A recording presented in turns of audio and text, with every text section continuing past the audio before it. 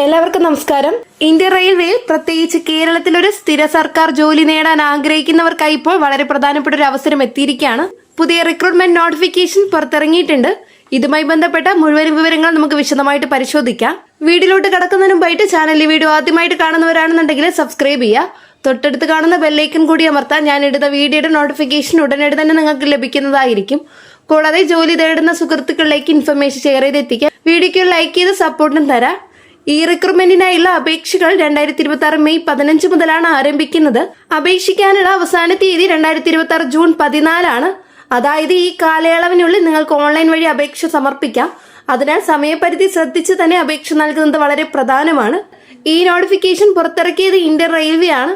ഇപ്പോൾ പുറത്തു വന്നിരിക്കുന്നത് ഒരു ഷോർട്ട് നോട്ടിഫിക്കേഷൻ മാത്രമാണ്. പൂർണ്ണമായ വിശദാംശങ്ങളുള്ള ഡീറ്റെയിൽഡ് നോട്ടിഫിക്കേഷൻ ഉടൻ തന്നെ പുറത്തിറങ്ങുന്നതാണ്. അത് വന്ന ശേഷം കൂടുതൽ വ്യക്തമായ വിവരങ്ങൾ, പ്രത്യേകിച്ച് ഓരോ റീജിയനിലെയും ഒഴിവുകൾ തുടങ്ങിയവ ലഭ്യമാകും.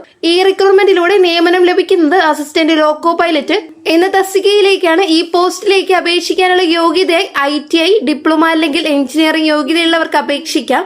അതായത് ടെക്നിക്കൽ പശ്ചാത്തലമുള്ള ഉദ്യോഗാർത്ഥികൾക്ക് ഇതൊരു മികച്ച അവസരമാണ്. ശമ്പളത്തെ കുറിച്ച് പറയുമ്പോൾ ഈ പോസ്റ്റ് ലെവൽ 2 കാറ്റഗറിയിലാണ് ഉൾപ്പെടുന്നത്. അടിസ്ഥാന ശമ്പളം 19,900 രൂപയാണ്. ഇതിനു പുറമെ വിവിധ അലവൻസുകളും DAHRA തുടങ്ങിയവ ലഭിക്കുന്നതാണ്. അതിനാൽ മൊത്തത്തിലുള്ള ശമ്പളം ഇതിനേക്കാൾ കൂടുതലായിരിക്കും. ഇനി പ്രായപരിധി പരിശോധിക്കുമ്പോൾ ജനറൽ കാറ്റഗറിയിൽ പെടുന്നവർക്ക് 18 മുതൽ 30 വയസ്സ് വരെ അപേക്ഷിക്കാം. OBC വിഭാഗത്തിന് പരമാവധി പ്രായം 33 വയസ്സാണ്. SC/ST വിഭാഗങ്ങൾക്ക് 35 വയസ്സ് വരെ പ്രായപരിധി ഇളവ് ലഭിക്കും. ആകെ റിപ്പോർട്ട് ചെയ്തിരിക്കുന്ന ഒഴിവുകളുടെ എണ്ണം ഏകദേശം 11,127 പ്രത്യേകിച്ച് തിരുവനന്തപുരം RRB വഴി ഒഴിവുകൾ റിപ്പോർട്ട് ചെയ്തിട്ടുണ്ട്. എന്നാൽ ഓരോ മേഖലയിലും കൃത്യമായ ഒഴിവുകൾ എണ്ണം ഡീറ്റെയിൽഡ് നോട്ടിഫിക്കേഷൻ പുറത്തിറങ്ങിയ ശേഷം മാത്രമേ വ്യക്തമായിട്ട് കിട്ടുകയുള്ളൂ. ഇനി അപേക്ഷ ഫീസ് നോക്കാം. ജനറൽ വിഭാഗം ഉദ്യോഗാർത്ഥികൾക്ക് 500 രൂപയാണ് അപേക്ഷാ ഫീസ്. അതിൽ SC/ST, സ്ത്രീകൾ, മറ്റ് റിസർവ് വിഭാഗങ്ങൾക്ക് ഫീസ് 250 രൂപയാണ്. ഇവിടെ ഒരു പ്രധാന കാര്യം ശ്രദ്ധിക്കണം. നിങ്ങൾ പരീക്ഷയിൽ പങ്കെടുക്കുകയാണെങ്കിൽ ജനറൽ വിഭാഗത്തിന് 400 രൂപയും റിസർവ്ഡ് വിഭാഗങ്ങൾക്ക് പൂർണ്ണമായ 250 രൂപയും റീഫണ്ട് ലഭിക്കുന്നതാണ്. സർക്കാർ ജോലിക്ക് തയ്യാറെടുക്കുന്നവർക്ക് വളരെ നല്ലൊരു അവസരമാണ്. പ്രത്യേകിച്ച് റെയിൽവേ ജോലിയാണ് ലക്ഷ്യമിടുന്നതെങ്കിൽ ഈ റിക്രൂട്ട്മെന്റ് നഷ്ടപ്പെടുത്താനായിട്ട് പാടില്ല.